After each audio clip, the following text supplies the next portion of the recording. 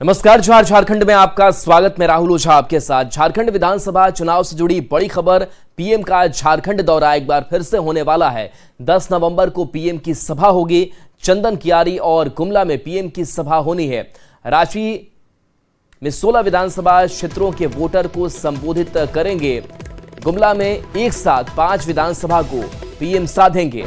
BJP कार्यकर्ता तैयारी में जुटे हुए हैं। तो पिछले दिनों भी प्रधानमंत्री नरेंद्र मोदी पहुंचे हुए थे, जनसभाओं को संबोधित किया था और एक बार फिर से कार्यक्रम तय प्रधानमंत्री नरेंद्र मोदी का, जहां 10 नवंबर को पीएम की सभा होनी है।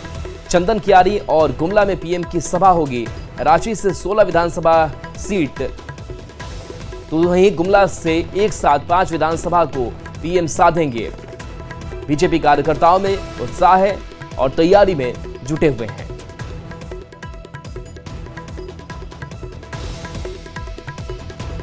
बढ़ेंगे आगे सिमडेगा से बड़ी खबर, जहां सीएम हेमंत सोरेन की भी चुनावी सभा होनी है। जलडेगा प्रखंड में सीएम की चुनावी सभा होगी। दोपहर 3 बजे जलडेगा सीएम हेमंत सोरेन पहुंचेंगे। गठबंधन प्रत्याशी नमल विकसल के पक्ष में सभा होगी। कोलेबिरा विधानसभा से प्रत्याशी नमन विकसल है। तो देखिए, आज इंडिया अलायंस के जो प्रत्याशी चुनावी मैदान में उतरे हुए हैं, उनके पक्ष में वोट करने की अपील करेंगे।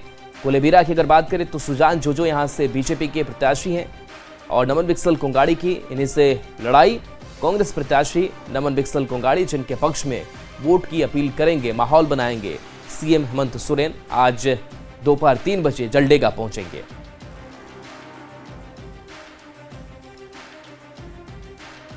तो मुख्यमंत्री सह झारखंड मुक्ति मोर्चा के कार्यकारी अध्यक्ष हेमंत सोरेन ने चतरा के टंडवा में चुनावी सभा की।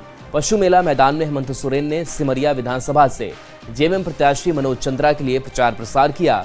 इस दौरान हेमंत सोरेन ने विपक्ष पर हमला बोलते हुए कहा कि सरकार को अस्थिर करने के लिए बीजेपी ने षड्यंत्र रचकर जांच एजेंसियों को आगे लाकर जेल भेजने का काम किया। ये कभी नहीं चाहते कि आदिवासियों को देश में अपने पैरों पर खड़ा होने का मौका मिले। आज इसीलिए एक आदिवासी नौजवान को उतारने के लिए लगातार 2019 से ये लोग लगे हुए हैं। आज इसीलिए ये लोगों ने जो 2019 से लेकर आज तक सरकार को और मुझे कूटने का काम किया है, इस चुनाव में इन सबको कूटने का काम करना होगा। चुनाव के मतदान के माध्यम से पूर्ण बहुमत के साथ लोगों को इस बात को याद रखना होगा, ये वीरों की धरती है, कोई चोरों चक्कों की धरती नहीं है। इस राज्य के लोग अपना हक अधिकार लेने जानते हैं, लड़ना जानते हैं। हमको यूपी बिहार आसाम का लोगों का यहाँ मदद की आवश्यकता नहीं है। हमें आता है अपना हक अधिकार लेना, इसलिए हम एकजुट होकर रहेंगे और अपना अधिकार के लिए लड़ाई लड़ेंगे। गांडे विधायक कल्पना सोरेन ने घाटशिला विधानसभा से जेएमएम प्रत्याशी रामदास सोरेन के पक्ष में चुनावी सभा को संबोधित किया। कल्पना सोरेन ने इस दौरान बीजेपी पर जमकर निशाना साधा। उन्होंने कहा कि आज हम जिस तरह से अधिकार की लड़ाई लड़ रहे हैं, वो किसी से छिपा नहीं है। बीजेपी आकर दिग्भ्रमित कर रही है। बीजेपी को आदिवासी की नहीं बल्कि उनकी जमीन के अंदर छिपे खजाने की चिंता है। छत्तीसगढ़ में जिस प्रकार अपने साथियों के साथ बीजेपी ने छत्तीसगढ़ के जंगल को कुचला है, ओडिशा में सरकार बनी है, वहां के जंगलों को लूटेंगे। अब इनकी नजर झारखंड पर है। उन्होंने कहा कि हम झारखंड की महिलाओं के कल्याण के लिए काम कर रहे हैं। उस जमीन के नीचे में जितने खजाने हैं, ये उनकी चिंता उनको है, ताकि जिस तरीके से छत्तीसगढ़ में इनकी सरकार आती है, अपने व्यापारियों साथियों के लिए उनको देने के लिए हसदेव के जंगल को काटने का काम करते हैं और हमारे आदिवासी परिवारों को वहां से निकालने का काम करते हैं। और काम क्या हुआ? बरसों बरस पुराने जमाने से जब से जंगल थे, उनको काट के साफ कर दिया। हमारी संस्कृति को, हमारे आदिवासी जो लोग भाई परिवार थे, उनको वहां से हटाने का काम किया और आज वहां से खनिज संपदा निकाल रहे हैं। आप लोगों को ध्यान देना होगा, ये झारखंड की भूमि है। ये अभी छत्तीसगढ़ के जंगल को कुचले हैं, अभी उड़ीसा में इनकी सरकार बनी है, अभी वहां के खजाने को लूट करके वहां के जंगलों को बर्बाद करेंगे। अब इनकी नजर झारखंड में है। यहाँ झारखंड में यूरेनियम है, झारखंड में तांबा है, सोना है, कोयला है, हमारा लोहा है। मैं आपको बताना चाहती हूँ, इनकी चिंता आदिवासी नहीं है। हमारी संस्कृति नहीं है। इनकी चिंता है कि जिस जमीन पे हम रहते हैं, हम दशकों नहीं, हम बरसों बरस से रह रहे हैं, क्योंकि हम रक्षक हैं इस जमीन के, हम रक्षक हैं इस खनिज संपदा के। और आज उनको ज्यादा के चिंता करना, क्योंकि उनको जाकर के अपने व्यापारी दोस्तों को खुश करना है। खबर रामगढ़ से है, जहां के मांडू में कांग्रेस के राष्ट्रीय अध्यक्ष मल्लिकार्जुन खड़गे ने कांग्रेस उम्मीदवार जेपी भाई पटेल के पक्ष में चुनावी सभा की। इस दौरान खड़गे ने मोदी सरकार पर निशाना साधा। उन्होंने कहा कि मोदी सरकार अपने अमीर दोस्तों के लिए काम करती है, उनके कर्ज माफ करती है और उन्हें ही लोन दिलाती है, और यही दोस्त यहां से विदेश भाग जाते हैं। आज बीजेपी की नजर झारखंड पर है, क्योंकि यहाँ खनिज संपदा है। वे यहाँ कब्जा जमाना चाहते हैं ताकि यहाँ की खनिज संपदा को अपने दोस्तों के बीच बांट सके। लेकिन यहाँ की जनता फिर से हेमंत सोरेन के नेतृत्व में इंडिया गठबंधन की सरकार बनाएगी। झारखंड का विकास और उसका जल, जंगल और जमीन की अगर कोई रक्षा करेगा तो हम करेंगे।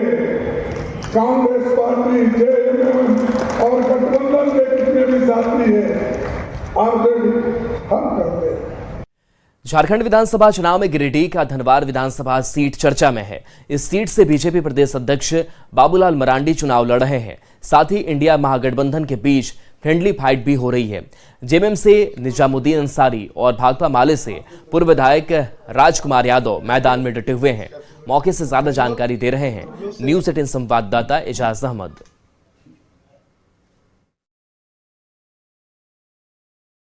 गिरिडीह जिले में विधानसभा चुनाव को लेकर राजनीतिक सरगर्मियां तेज है, जहां एक ओर तमाम राजनीतिक पार्टियां और उनके प्रत्याशी चुनावी प्रचार प्रसार में जुड़ गए हैं, वहीं दूसरी ओर गिरिडीह जिले में अगर कोई एक विधानसभा की सबसे ज्यादा चर्चा हो रही है वो है राजधनवार। तस्वीरों में आप साफ देख सकते हैं, ये एक जनसंपर्क अभियान का एक हिस्सा है। और इसी तरह लगातार जितने भी जनसंपर्क अभियान सीपीआईएमएल के द्वारा ये विधानसभा में चलाए जा रहे हैं, इसी तरह सैकड़ों की संख्या में, हजारों की संख्या में ये भीड़ जुट रहे हैं और कहीं ना कहीं जो पूर्व विधायक राजकुमार यादव हैं उन पर विश्वास जता रहे हैं। आइए हम बात करते समझने की। धनवार विधानसभा एक ऐसा हॉट सीट बन गया है कि इस बार धनवार की जनता ने ठान लिया है कि 5 साल में जो बाबूलाल मरांडी ने जो खास करके जेबीएम के नाम पर वोट लेकर के बीजेपी को हरा करके चुनाव जीता और पुनः जो है सो भाजपा में जाने का काम किया, जबकि यही बाबूलाल जी कह रहे थे कि कुतुब मीनार से कूद के पसंद करेंगे, लेकिन हम भाजपा में जाना मंजूर नहीं है। तो इसलिए इस बार चाहे वो दलित हो, अकलियत हो, ओबीसी हो, समाज के सभी तबके के लोग इस बार भारतीय जनता पार्टी को हराने के लिए कृत संकल्प है। जिस तरह से लगातार अपार जन समर्थन सीपीआईएमएल को मिल रहा है, उससे ये साफ अनुमान लगाया जा रहा है कि यह चुनाव बाबूलाल मरांडी वर्सेस राजकुमार यादव फिर से होने जा रहा है। लेकिन अब यह वक्त ही तय करेगा, यानी 23 नवंबर को, कि यहाँ की जनता किसे चुनकर विधानसभा भेजती है। गिरिडीह से न्यूज 18 के लिए मैं एजाज अहमद। जमशेदपुर पश्चिम पर इस बार कांटे की टक्कर देखने को मिल रही है। यहां एनडीए फोल्डर से जेडीयू प्रत्याशी सरयू राय और कांग्रेस प्रत्याशी बन्ना गुप्ता के बीच सीधा मुकाबला है। न्यूज 18 से खास बातचीत में सरयू राय ने बताया कि पिछले चुनाव में मुकाबला एक स्तर का था, लेकिन इस बार मुकाबले में उन्होंने अपने प्रतिद्वंदी को स्तरहीन बताया। सरयू राय से बात की संवाददाता संजय कुमार सिन्हा ने। जमशेदपुर पश्चिम में इस बार मुकाबला बेहद रोचक है, क्योंकि इस बार जमशेदपुर पश्चिम से सरयू राय चुनावी मैदान में है और दूसरी तरफ बन्ना गुप्ता हैं। सरयू राय लगातार लोगों से मिल रहे हैं, आशीर्वाद मांग रहे हैं और यहाँ पर पहुंचे हैं सोनारी राम मंदिर, प्रभु श्री राम का आशीर्वाद लिया है। सर, लगातार आप घूम रहे हैं, पिछली बार की लड़ाई जमशेदपुर पूर्वी से थी, इस बार पश्चिम से है, क्या कहेंगे, कितना अलग है? सर, बहुत अलग है। पिछली बार अचानक एक खास परिस्थिति में मुझे पूर्वी में जाना पड़ा और उस समय की लड़ाई एक स्तर की लड़ाई थी, एक लेवल की लड़ाई थी। अब जमशेदपुर पश्चिम में आया हूँ, ये मेरा पुराना परिचित क्षेत्र है, और जो हमारे प्रतिद्वंदी हैं उनका कोई स्तर नहीं है, स्तरहीन है। पश्चिम की सीट है, सूर्य भी पश्चिम में डूबता है, किसको अस्त होते हुए दिख रहे हैं? अस्त होगी यहाँ की जो सरकार है, हेमंत सोरेन की सरकार, वो इस बार अस्त होगी, उदय होगा, एनडीए की सरकार बनेगी। फिलहाल सरयू राय श्री राम के शरण में है, जीत का आशीर्वाद मांग रहे हैं। कैमरा प्रभाकर के साथ संजय कुमार सिन्हा, न्यूज 18 जमशेदपुर पश्चिम। बोकारो विधानसभा से एनडीए उम्मीदवार बिरंची नारायण ने हरला थाना क्षेत्र के श्रमिक कॉलोनी में पदयात्रा कर लोगों से जनसंपर्क किया। इस दौरान बिरंची नारायण ने लोगों की समस्याएं सुनी। बिरंची नारायण ने कहा कि बीते 10 सालों में जो भी वादा किया उसे पूरा करने का काम किया और आगे भी करेंगे। एक तो विकास जो बोकारो विधानसभा में हुआ है वो बोकारो की जनता जान रही है। बोकारो की जनता ने कहना शुरू कर दिया है कि बिरंची है तो विकास है। दूसरा, उनको ये भी लग रहा है कि ये जांचा परखा और खरा है, तो नए पर भरोसा क्यों किया जाए। तीसरा कि जो हमारे विज़न है, जो मैंने सोचा था, 90% बड़ी योजनाएं ज़मीन पर आ गई हैं। जमशेदपुर पूर्वी में इस बार रोचक मुकाबला देखने को मिल रहा है। बीजेपी के टिकट पर इस बार ओडिशा के राज्यपाल रघुवर दास की बहू पूर्णिमा दास चुनावी मैदान में है। उनका सीधा मुकाबला कांग्रेस के डॉक्टर अजय कुमार से है। पूर्णिमा दास लगातार जमशेदपुर पूर्वी के गली मोहल्ले में मतदाताओं से मिल रही हैं और उनका आशीर्वाद मांग रही हैं। पूर्णिमा दास से बात की संवाददाता संजय कुमार सिन्हा ने। तो पूर्वी से इस बार कह सकते कांटे की टक्कर देखने को मिल रही है और यहाँ से पूर्णिमा दास जो है उम्मीदवार हैं बीजेपी की, गली गली में आप लोगों से संपर्क कर रही हैं। जीत को लेकर कितनी आशान्वित हैं? देखिए, अब वो जीत को लेके मैं जो आशान्वित हूँ वो अंदर से तो हूँ, पर अब वो 13 तारीख को जब ये वोटिंग डालेंगे, वोटिंग जब मतदान होगी उसके बाद ही हम कुछ कह पाएंगे। विरासत भी संभालना है, मजबूती भी है, उधर से भी कड़ी टक्कर है कांग्रेस से, तो ऐसे में कौन से मुद्दे लेकर जा रही हैं जो जनता का भरोसा आप जीत सकें? आप विरासत बोल रहे हैं, ये गलत है। आपको इसमें मैं आपको रोकना चाहूंगी कि आप विरासत ना जोड़े, इसमें एक और शब्द ऐड कर दे, सेवा की विरासत। तो मैं सिर्फ अपने जो ससुर जी हैं आदरणीय श्री रघुवर दास जी, जो यहाँ से पूर्व मुख्यमंत्री रहे हैं, अभी वर्तमान में राज्यपाल के रूप में उड़ीसा में पद में है, तो मैं यही कहना चाहूँगी उनके ही जो सेवा की भावना से मैं प्रेरित होकर यह काम कर रही हूँ और इस कार्य को मैं पूरी निष्ठा और ईमानदारी के साथ निभाने का संकल्प लिया है मैंने। जनता के बीच जा रही हैं, लोगों से जो रिस्पांस मिल रहा है उस पर क्या कहेंगे? जनता के बीच जा रही हैं, लोगों का रिस्पांस कैसा मिल रहा है?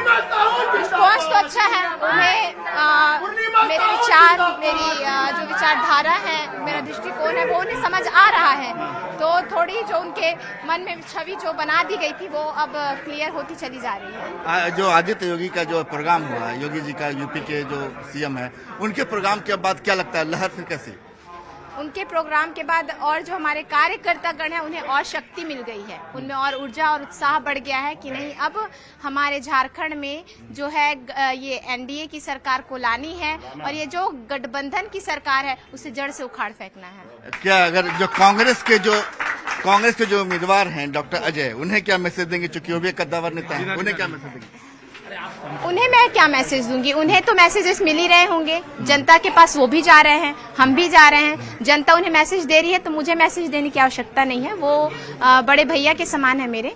तो मैं इतना ही कहना चाहूंगी कि उनके बारे में कि मैं अपना कार्य कर रही हूं और मुझे मेरा जो लक्ष्य साफ दिखाई दे रहा है। मैं अपने कार्य पर ही ध्यान रखना है, ना मुझे आलोचनाओं में पड़ना है, ना किसी और बातों में पड़ना है। पूर्णिमा दास जी साफ बता रहे हैं, खासकर कॉन्फिडेंट नजर आ रहे हैं कि जहां भी जा रही हैं, जनता के बीच जा रही हैं तो लोगों का भरोसा मिल रहा है। साथ ही बता रही हैं कि विरासत नहीं, सेवा की विरासत है और जो रघुवर दास जी ने अपने क्षेत्र में काम किया है उसी काम को आगे बढ़ाना है। और ये दावा कर रही हैं कि इस बार एनडीए की सरकार बनेगी झारखंड में और जो जमशेदपुर पूर्वी की सीट है वो जरूर जीत हासिल करेंगी। कैमरा प्रभाकर के साथ संजय कुमार सिन्हा, न्यूज 18 जमशेदपुर पूर्वी। खबर जमशेदपुर से, जहां से जमशेदपुर पूर्वी से कांग्रेस प्रत्याशी डॉक्टर अजय कुमार लगातार पदयात्रा कर रहे हैं और मंगलवार की रात पदयात्रा के दौरान ईश्वर की शरण में नजर आए। कांग्रेस प्रत्याशी डॉक्टर अजय कुमार ने जमशेदपुर पूर्वी में बस्ती के मालिकाना हक को बड़ा मुद्दा बताया और अपनी जीत का दावा किया। पिछले 30 सालों से बस्ती के मालिकाना हक के नाम पर लोगों को ठगने का आरोप लगाया। सर नमस्कार। जमशेदपुर पूर्वी से इस बार मुकाबला बेहद रोचक नजर आ रहा है। कांग्रेस से यहाँ पर डॉक्टर अजय कुमार, जिनका जमशेदपुर से पुराना नाता रहा है, लगातार पदयात्रा कर रहे हैं। सर, इस बार मुकाबला जो है कैसे आप देख रहे हैं? देखिए, हम रघुवर दास जी के खिलाफ लड़ रहे हैं, एक परिवार का आतंक के खिलाफ लड़ रहे हैं। ये जमशेदपुर की राजनीति एक सिंपल शब्द में अगर बताएं 30 साल से रघुवर दास जी ने बस्ती के लोग को मालिकाना का आश्वासन दिया। जब हमने आरटीआई फाइल किया था तो मालिकाना का कोई फाइल ही नहीं है। तो जो आदमी इतना बड़ा झूठ बोला 30 साल तक, मतलब फाइल ही नहीं है, कागज नहीं लिखा, यहां पर बोला कि हम मालिकाना देंगे, 30 साल तक एक कागज में नहीं बढ़ा। आपको जो है अगर नाली बनाना है तो फाइल खुलता है सरकार में, हम तो सरकारी अफसर रहे, मालिकाना नाम का कोई कागज ही नहीं है सरकार के पास। अब देख लीजिए घंटी भी बज रही है। और हमने कहा कि उसका समाधान 30 साल पहले हो सकता था, सबको पट्टा दिलाना 150 साल के लिए, ताकि हमको सब जो है मकान के मालिक, जमीन के मालिक हो जाते। लेकिन रघुवर जी ने जानबूझ के नहीं किया, जानबूझ के नहीं किया। तो पदयात्रा उधर भी हो रही है, लगातार पदयात्रा हो रही है, पदयात्रा आप भी कर रहे हैं। प्रभु श्री राम किसकी सुनने वाले हैं? आप आए हैं प्रभु की शरण में। देखिए एक चीज है, आज हम सचिन पायलट जी के साथ थे, बजरंगबली के जो है दर्शन हम किए, फिर गुरुद्वारा गए। सबके दिल में जो है भगवान राम हो, हनुमान जी हो, गुरु ग्रंथ साहब हो, सब एक धर्म के लिए हमारे आस्था है। ये देश उसी पर बना है। उधर से पूर्णिमा दास जी बता रहे हैं कि सेवा की विरासत संभाल रही हैं और उनका 1-to-1 लोगों से संपर्क है, जनता की से जीत का भरोसा मांग रही हैं। देखिए पूर्णिमा जी के बारे में मैं कोई टिप्पणी नहीं करूंगा, क्योंकि आपको बड़ा भाई भी बता रही हैं। और पूर्णिमा जी किसी की बहू है तो हमारी बेटी है। हमारी लड़ाई उनके ससुर से है। ससुर महा बदमाश आदमी है। तो सच में आप छुपने का क्वेश्चन मत कीजिए, क्योंकि ये सच्चाई है। अब सच्चाई बोलना जरूरी है। 30 साल से उन्होंने लूटा। मैं हर जगह एक ही बोल रहा हूँ कि इनके आदमी लोग पैसा बांटना शुरू कर दिए। मैं बोल रहा हूँ कि पैसे लीजिए, और क्योंकि आप ही का पैसा है। मैं इनफैक्ट उनके घर जा रहा था अपने हिस्सा मांगने के लिए कि इतना साल से आपने लूटा झारखंड को, मेरा हिस्सा वापस कर दो। फिर पुलिस वाले ने रोका कि नहीं, झगड़ा हो जाएगा। नहीं तो मैं जा रहा था उनके घर पर कि सर आप पैसा बांट रहे हो तो हमारा भी तो हिस्सा लौटाओ। तो फिर लोग ने कहा, हमने कहा वोट दो कांग्रेस को, वोट दो अजय कुमार को, लेकिन पैसा जब देगा तो जरूर लीजिए, क्योंकि हमारा ही पैसा है। अजय कुमार साहब बता रहे हैं कि एमपी के रूप में इन लोगों ने यहाँ देखा है, एसपी के रूप में इन लोगों ने यहाँ ने देखा है, अब विधायक के रूप में ईमानदारी का दावा कर रहे हैं। साथ ही बता रहे हैं कि जनता उन्हें अपना आशीर्वाद जरूर देगी।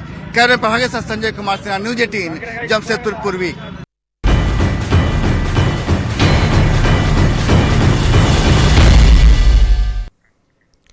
बिहार की स्वर कोकिला शारदा सिन्हा का निधन हो गया है। भोजपुरी गायिका देवी ने शोक जताया है और कहा कि सभी संगीत प्रेमी इस घटना से आहत हैं।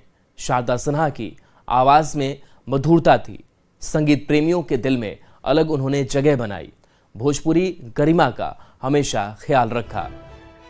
तो बिहार की स्वर कोकिला के निधन पर लगातार कई प्रतिक्रियाएं सामने आ रही है, लोग उनके यादों को साझा कर रहे हैं और ऐसे में सिंगर देवी ने भी शोक जताया है और कहा है कि सभी संगीत प्रेमी इस घटना से आहत हैं।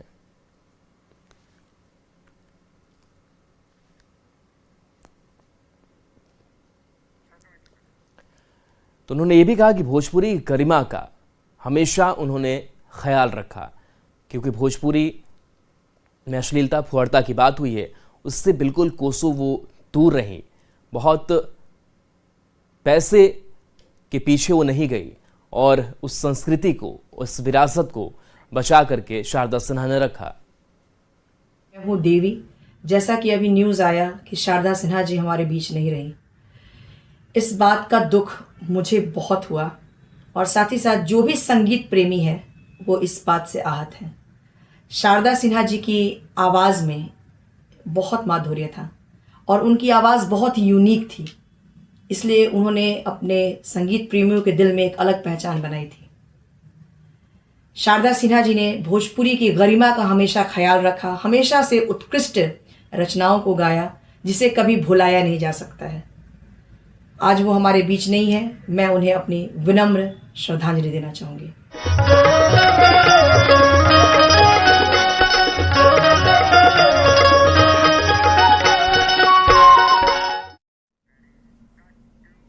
और रांची से खबर, जहां छठ को लेकर के रूट में बदलाव किया गया है। छठ महापर्व को देखते हुए ट्रैफिक रूट में यह बदलाव किया गया है। 7 नवंबर के सुबह 8 बजे से यह बदलाव हो जाएगा।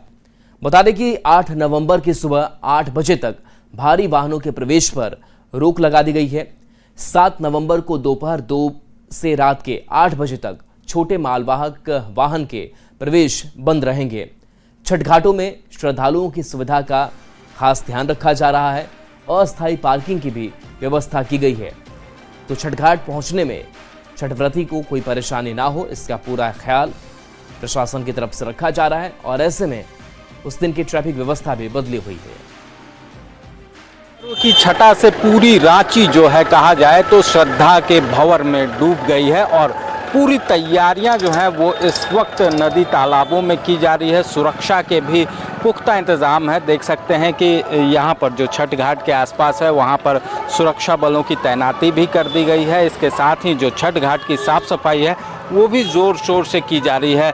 इस वक्त निगम की टीम के द्वारा जो है वो हर जगह साफ़ सफाई जो है वो विशेष रूप से जो छठ घाट है उसकी की जा रही है। और ये नज़ारा सिर्फ बड़ा तालाब का नहीं बल्कि हर जलाशय का है, जहाँ पर निगम के द्वारा जो है निगम कर्मियों के द्वारा जो साफ़ सफाई का कार्य है वो किया जा रहा है। बता दें कि लोक आस्था का महापर्व जो छठ है वो पवित्रता का पर्व होता है और इसको ध्यान में रखते हुए छठ घाटों के साथ साथ जो रूट लाइन है उसकी भी साफ़ सफाई की जाती है। इसके साथ ही छठ घाटों में आने में श्रद्धालुओं को किसी तरह की परेशानी ना हो, छठ व्रतियों को परेशानी ना हो, इसे लेकर जो ट्रैफिक व्यवस्था है उसमें भी बदलाव किया गया है। खासतौर से अगर बात करें तो 7 नवंबर की सुबह 8 बजे से भारी वाहनों के प्रवेश पर रोक लगा दी गई है, जो कि 8 नवंबर की सुबह 8 बजे तक लागू रहेगी। वहीं 7 नवंबर की दोपहर 2 बजे से रात 8 बजे तक भी छोटे मालवाहक वाहनों का परिचालन जो है वो शहर के अंदर नहीं हो पाएगा।